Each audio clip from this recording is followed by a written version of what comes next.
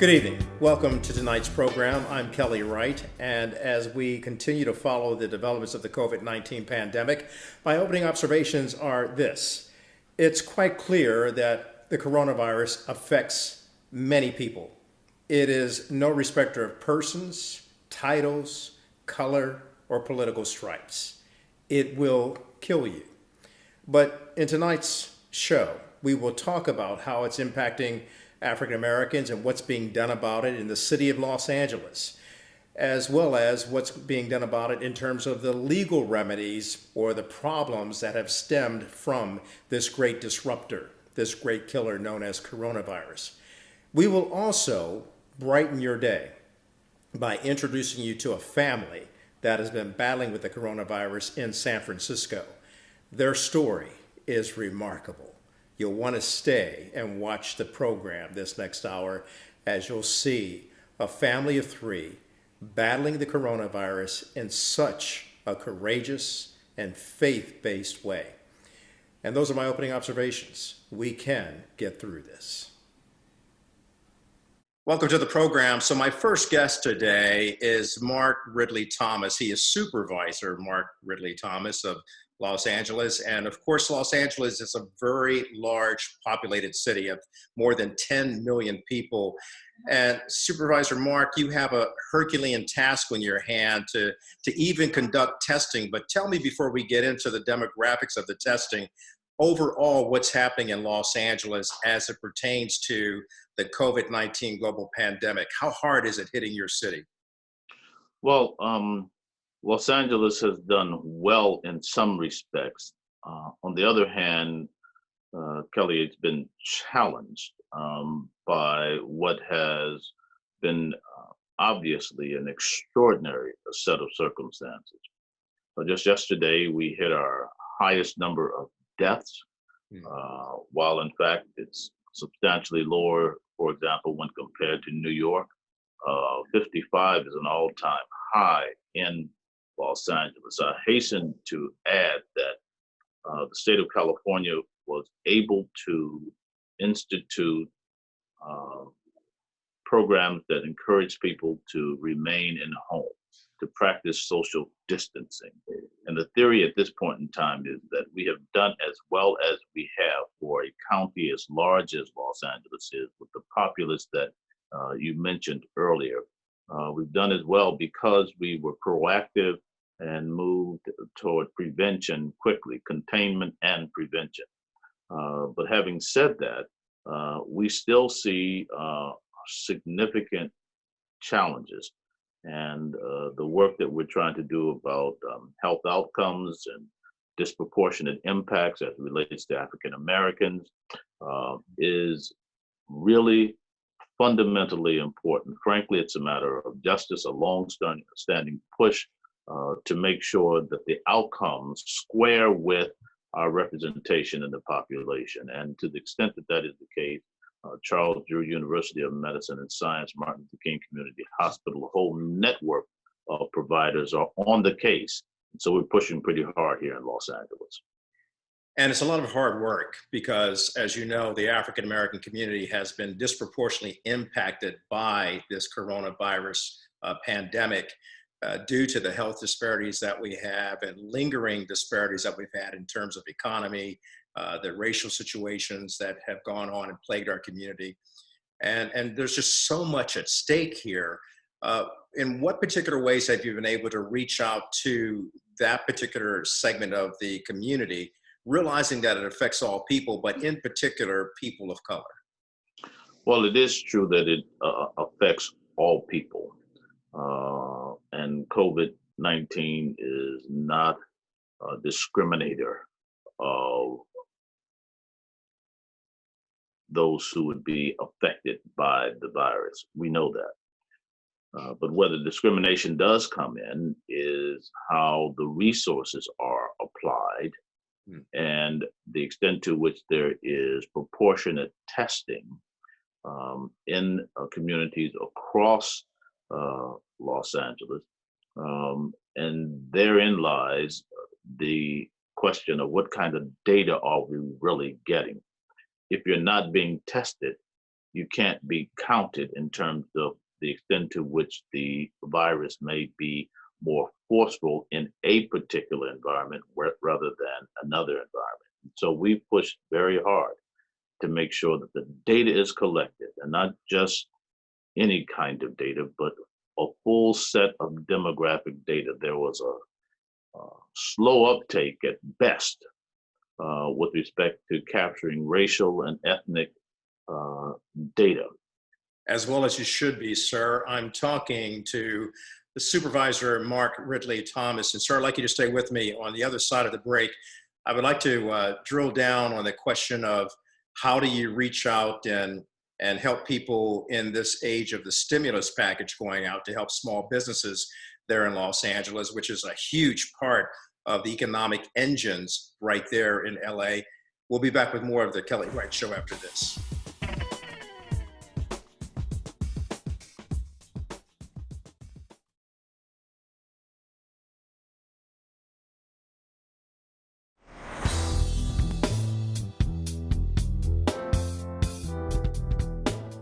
Back now to the program, and I'm talking to Supervisor Mark Ridley Thomas of Los Angeles. And sir, we've been talking about the impact that COVID-19 is having on Los Angeles, the people of LA, also the African American community. And what I see from the outside looking in is that California, the West Coast, has been ahead of trying to be more proactively engaged. And we're all catching up now. Other states are doing the same thing.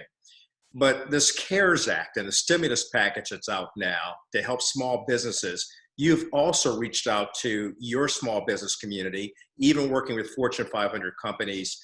I want to show a video of that right now and then come back and talk to you.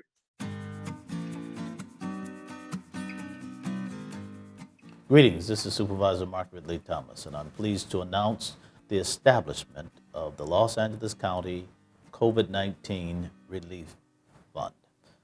We all know that small businesses are the heart and soul of the economic engine of our communities. Therefore, we have managed to pull together $28 million in public and private commitment. Goldman Sachs, Wells Fargo, City Community Foundation, and Union Bank Foundation. They've joined us. At Wells Fargo, we realize it's our responsibility to help the small business community during this incredibly challenging time.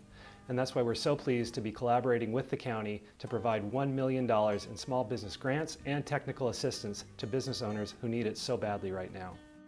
And we are going to make these resources available to those eligible small businesses. It's very important. Don't delay. Go to lacountyhelpcenter.org immediately. We expect huge demand, and we hope that you will be among them. LA County is here for you. That is a fantastic video that states it very clearly that you are always engaging with the business community of LA.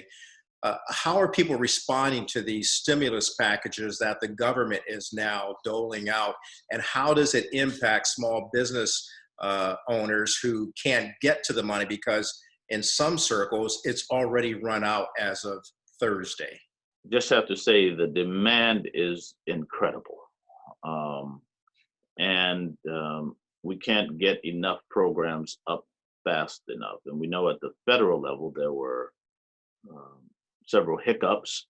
And then when it did start rolling, the resources extensive, some 340 plus billion. In short order, 329 billion had already been spoken for. And for us in LA County, we recognize the role of the small business community. There are approximately 500,000 small businesses in LA County. That means businesses with 20 or less employees. And so we've established our own COVID-19 relief fund. The County of Los Angeles has invested in it. Add to that Goldman Sachs, Wells Fargo, Union Bank, City Bank Foundation, And we are essentially saying more can come in because the more resources we have, public, private, the better it is. These small businesses need assistance now. And so we are already rolling out these resources. We'll go live in a matter of days. We are absolutely engaged on this because well beyond the pandemic, Kelly, uh, the suffering, the pain, the trauma of the small business community will be real, and we have to attend to that.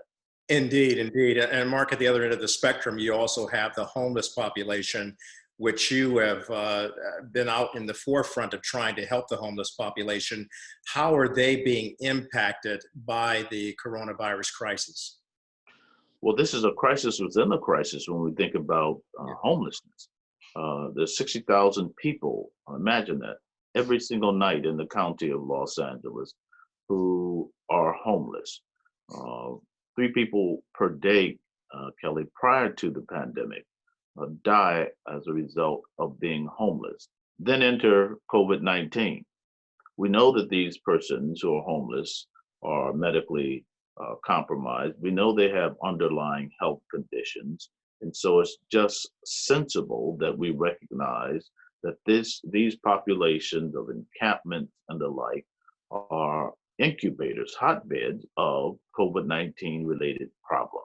It's so well said that what you're doing out there is extremely commendable. And I know the faith community has constantly been at your side working with you to that end. There's one other problem I wanted to talk about, and that's what's often forgotten in the media, and that's the prison population, those who are Yeah. incarcerated in close quarters. How do you help people in a unique situation like that?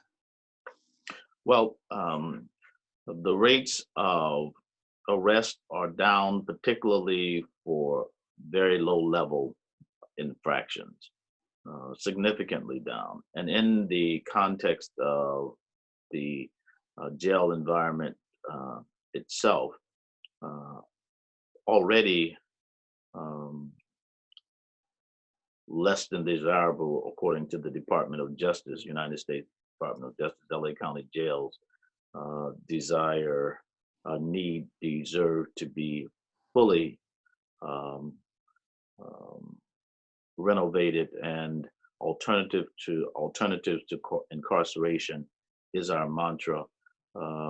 And yet we need to be realistic about public safety, very realistic about it. But if you have a virus like COVID-19, you're putting not only inmates at risk, you're putting the employees at risk in a significant way. And so the Board of Supervisors has instructed the Department of Public Health to go through the department, and that is the jails, establish new protocols. Issues of social distancing have to be brought in place. We're talking about the issue of wearing face masks, but obviously all that has to be done with a degree of care so that we don't have problems compounding themselves in the jail. It's a very challenging issue. The real message that has been most helpful is to essentially reduce the populations in those jails with individuals who have practically served their full time, individuals who are not violent criminals as such, so that the pandemic doesn't take root in a pronounced way and adversely affect our employees as well as those who are inmates. And we do have data now that says there's an uptick of employees who are tested positive.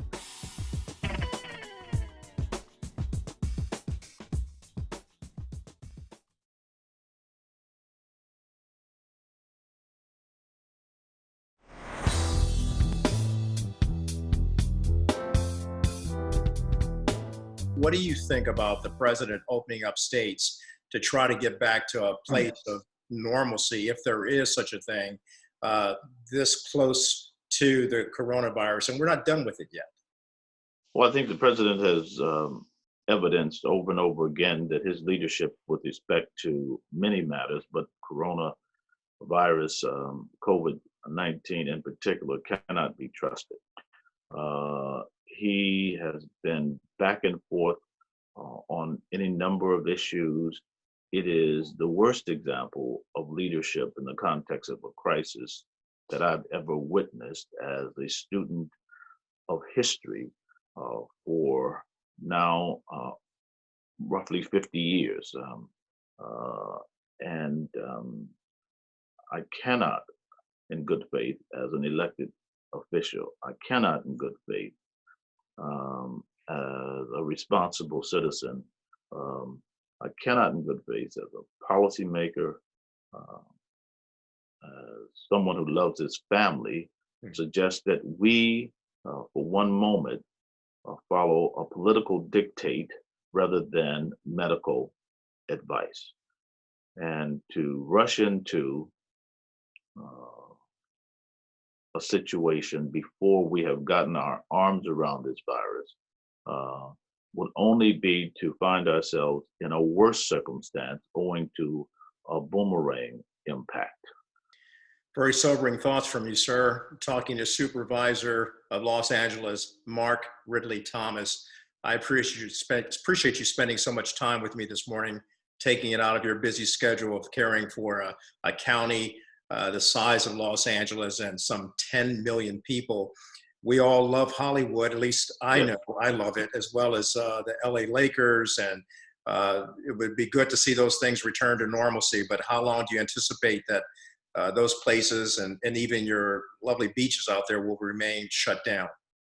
And I'm afraid that it will be a while. Some of it will lessen, but I think it will be gradual. I think it will be measured. I do not think there will be an immediate flipping of the switch um, because there's a lot of uncertainty as to the way in which this virus is really behaving. It is not like other viruses, obviously. And to the extent that uh, such is the case, there has to be a higher level of confidence about how we cause people to be safe, how we cause them to be healthy, and that has far-reaching implications in terms of physical and mental health. But it goes to the question of the economic health of our city, of our county, of our state, of our nation, and it moves from beyond that to international impacts. And so, might I say, it's going to be a while, Yeah. but I'm confident that we will get there. Mark, I appreciate you so much, and Sure. thank you. I'm always of service to you. Love Los Angeles. Love Yes. hearing your love for LA as well as California, the people of California, and your family. Can't wait to get out there to see you. Of course, we've got to wait, as you mentioned, but there is hope on the horizon, and Yes, certainly sir. the great work that you're undertaking, you and the governor, as well as the rest of the good people of California. I have no doubt that we will get through this. We will. Mark Ridley Thomas, Supervisor of Los Angeles. Thanks for being on the Kelly Wright Show, sir. Delighted to be here, and thank you for all that you do. Thank you. God bless you. God bless you.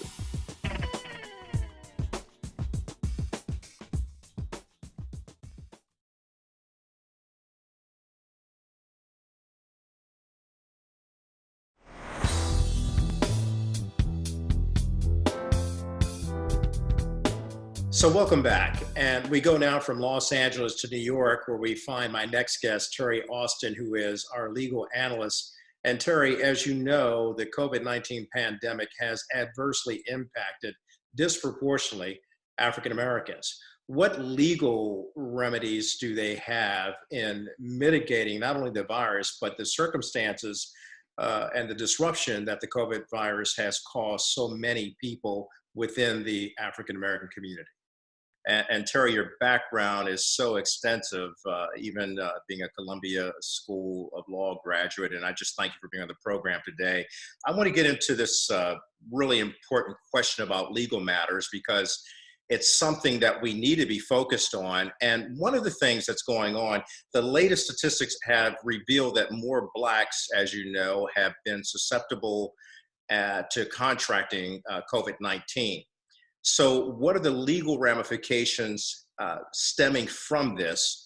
And what should the Black communities do about the impact upon their communities due to health disparities? And how can we legally go after this? First of all, thank you so much for having me as a guest. As you mentioned, so many Black communities are being adversely impacted by coronavirus. They are infected more and they are dying at higher rates.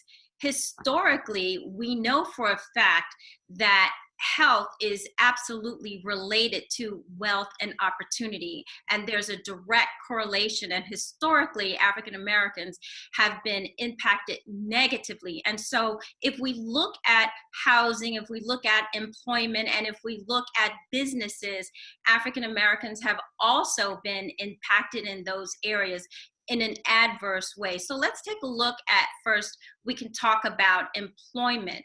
Today, if you are sick from coronavirus and you are taking care of yourself or you're taking care of someone else, or in fact, if you are taking care of a student who is home because they are out of school from school closings, Congress has actually passed a law, First Families Response Act to coronavirus, and that law states that you can receive 2 weeks of sick pay. And this is important. That's enough to carry families over. So you really should avail yourself of that. And it implies that small businesses, it doesn't apply to large businesses. Small businesses under 500 employees will get this package so they can pay their employees the sick pay. So you might ask, your viewers will probably want to know, what happens if I'm working for a company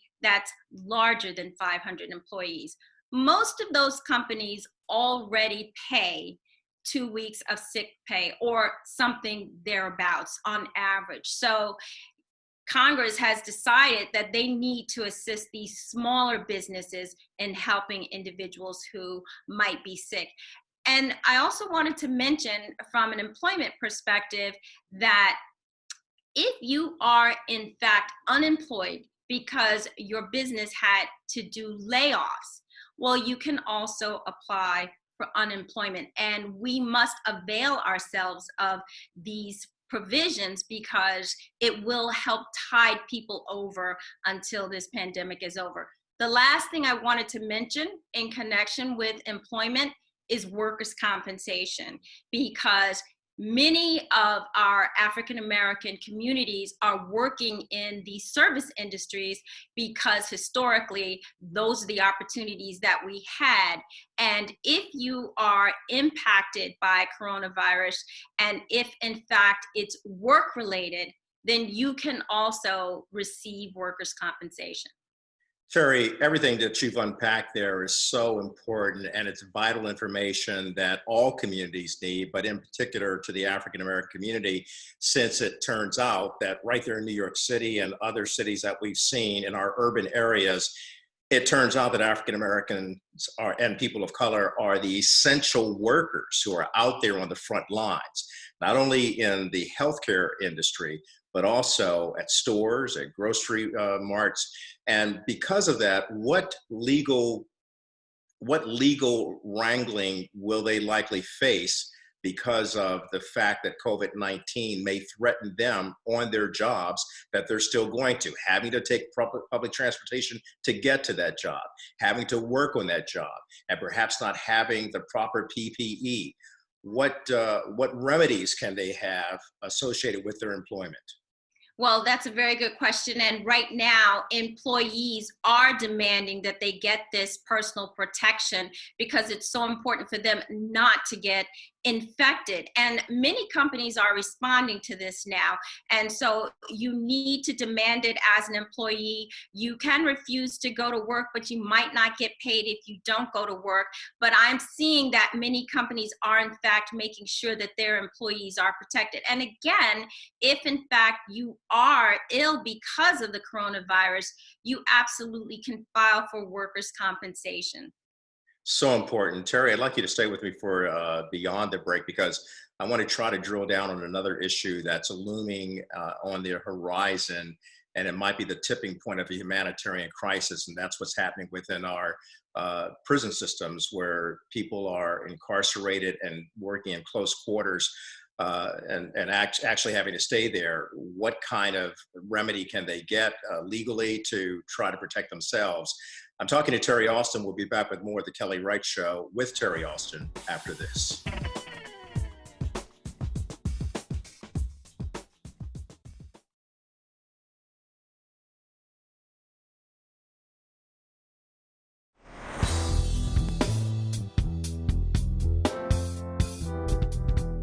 Back now with Terry Austin, legal analyst here on the Kelly Wright Show, and she is talking about what we can do in terms of finding legal representation and some of the legal remedies for what we're going through in terms of the COVID-19 global pandemic, which is disproportionately impacting African Americans. And Terry, I so appreciate the information that you're giving to us. Now, we have a problem in this country because not only are we looking at the African American community, but there's also the incarcerated community. And it really is crazy to think what's happening there in our prison systems. And as you know, unfortunately, African Americans are disproportionately imprisoned, some of them for nonviolent offenses, and some of them are not supposed to be there, but yet they are there in the midst of the coronavirus crisis. What legal remedies do prisoners have, and what attention should we be giving to them to help them deal with this coronavirus crisis? Well, it's an extremely important point because, as you say, we are adversely impacted there, and there is no specific law in connection with coronavirus. But under the Constitution, they have the expectation of safety and welfare. And if, in fact, they are not being protected from others who might have been exposed, they can bring in action against the institution for not protecting them. So it's really going to be a question at this point of standing up for your rights, demanding your rights, until such time there is a law that can be passed that says these individuals have to be protected from and have to be provided personal equipment that will provide them some safety. Very important point that you make there. And certainly, I think the prison system was caught off guard and flat-footed in how to respond to this. There's other issues as well, like public housing and housing in our communities. What legal advice do you give to people living in public housing and just housing in general that's close-quartered? Well, that's a really good question also. Listen, I will tell you that on March 18th, the very same day that the Families First Act was passed, the Trump administration actually passed an order that said for federal housing and for federally backed mortgages, there is going to be a moratorium for 60 days on evictions, and that's very important. But again, your viewers might ask, what if I don't live in public housing? And many states have already enacted laws that state that there's a moratorium. They're varying dates. Some of them go till May 1st, that you cannot be evicted, others May 31st. I can tell you for a fact that Andrew Cuomo in our state of New York has put a 90-day moratorium, so we have more time and more flexibility. But what I would advise our viewers is that, listen, even if there's a moratorium, if you can pay for your rent or mortgage, you should do so. And if you cannot, definitely contact your landlord or your bank, because you can work out arrangements with them. And when this time period on the moratorium expires, they will not come after you because you have been trying to work with them. So I think it's always wise to work with your creditors. So it kind of works like a forbearance. Exactly. They cannot evict you. They cannot bring a proceeding during this time. And it's all because of the coronavirus, obviously, and the fact that people are in a position, and to your point, it's our communities, but it's everywhere. Yeah. And since they are in this position, we want the economy to continue. And so there is this moratorium on putting evictions in the marketplace.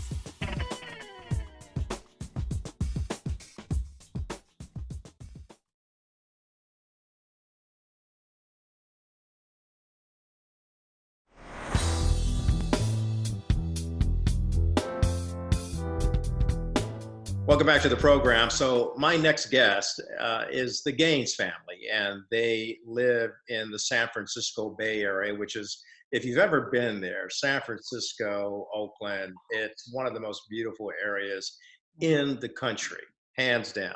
Amen. Amen. So joining me is Dr. Frederick Gaines, as well as Jamie Gaines, his wife, and their son, Tiger.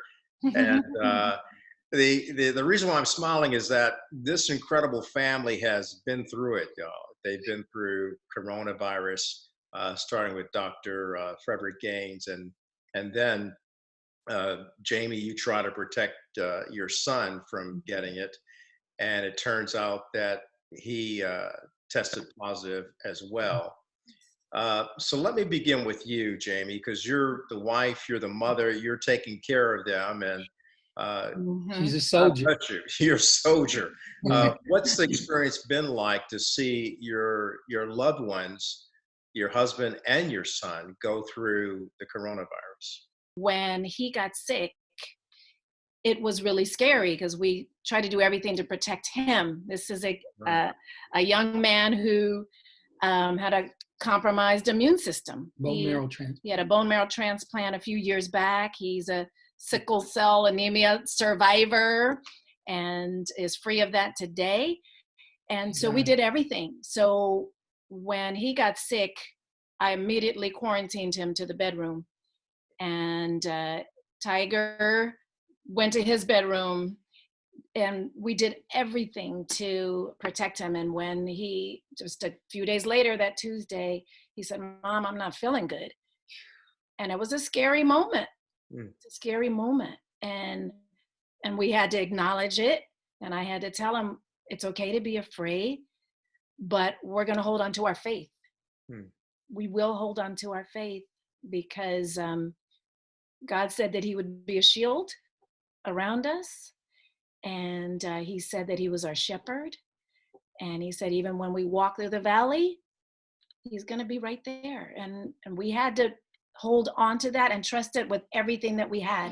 Thank you for that, Jamie. And Dr. Gaines, when I interviewed you a week ago, actually just before Good Friday, you were a remarkable story. You were actually teaching your students with 102 temperature, and you were teaching your students there at San Mateo, at the College of San Mateo.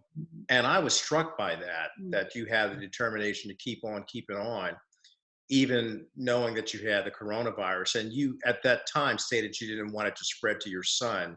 When it hit Tiger, what went through you? Well, my family is next to God. My family is everything to me. So, I just felt, God, what more could I have done as a dad? What more could I have done to protect my family? And I started to resolve myself to the fact that for whatever reason, the Lord allowed this. And as I said to Tiger, before we sent him to the emergency room, that Tiger, I believe God allowed it because he wants us to take the lead on this thing, that we're going to be able to help so many other, he knows that he's going to need us to help so many other families.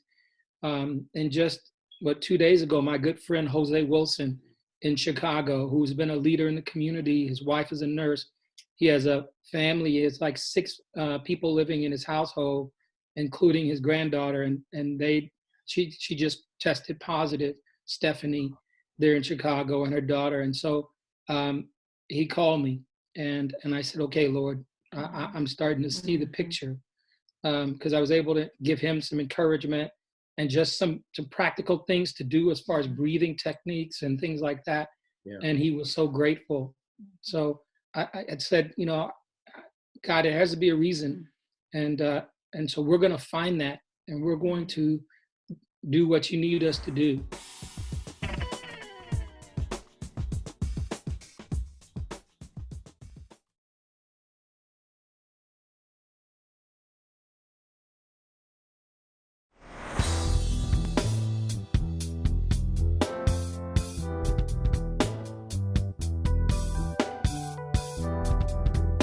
Tiger, you're what, 17 now, going on 18, and when you realized you had this, you told your mom, "Mom, I'm scared." And being a father, I I'm sorry for getting emotional, but being a father, Okay. that happened to me, and my son was doing that too. Man. How did you how did you deal with it? Um, I mean, when I first started getting like the fever, because usually when I get a fever, I can tell like right away, like something just not like right, like something was off. Um, I went to my mom and was like, can you feel my head? Like, can you like see if I'm feeling hot? Um, she was like, yeah, you feel a little warm. Um, and like just hearing that, like you sort of like your brain just starts like moving. You start thinking all these different things, especially like in my specific situation, um, with the uncertainty that my immune system will be able to fight it, as well as all the other teenagers um, have been doing, or at least what they've like been said to have been doing.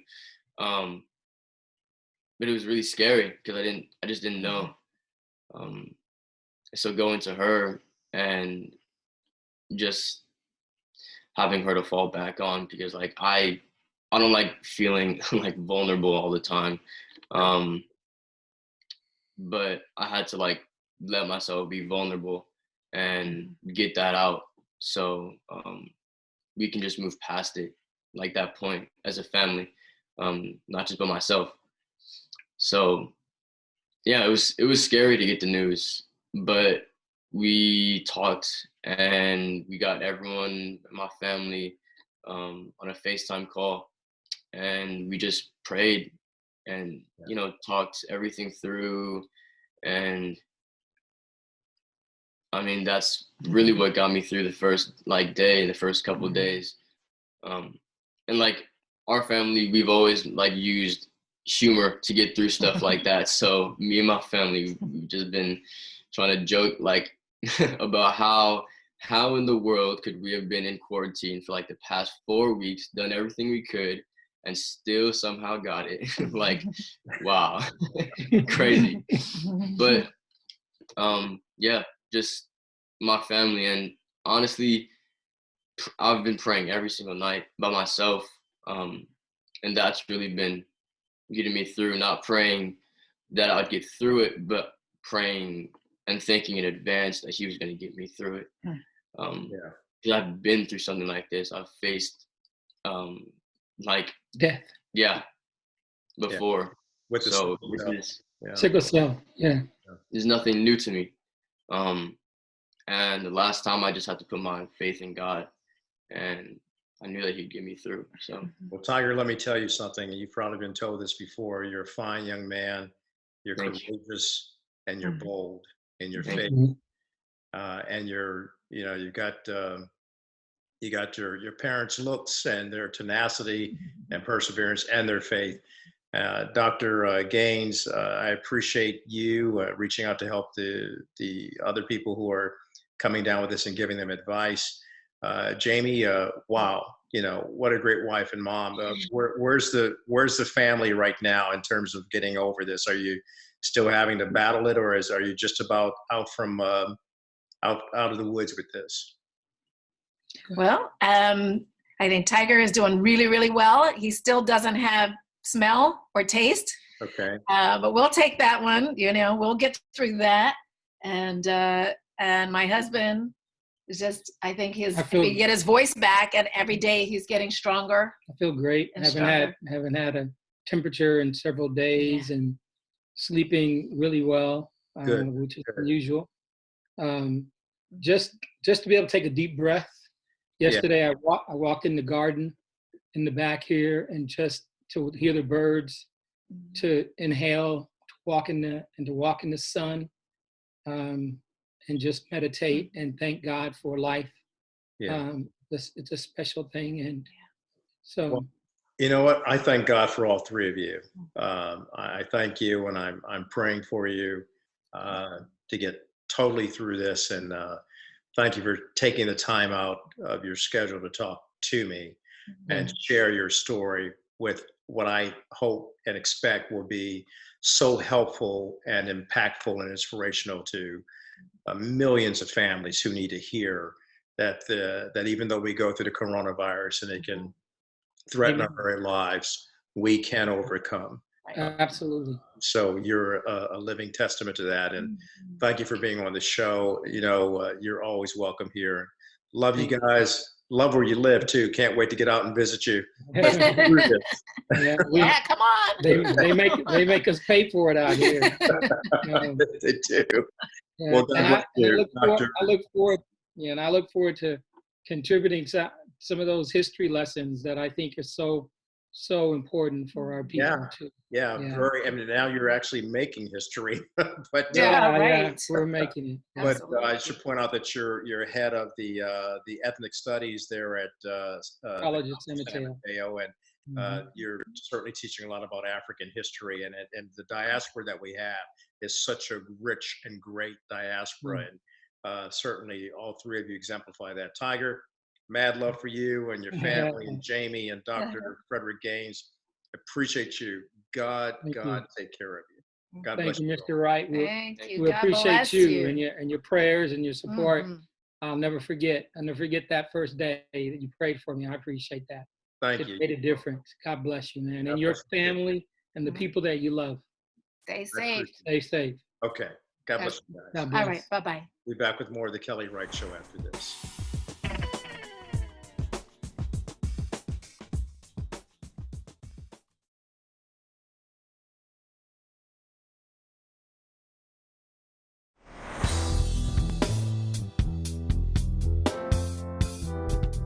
Welcome back, and now for my final word. I am just so moved emotionally and spiritually by what I heard from the Gaines family.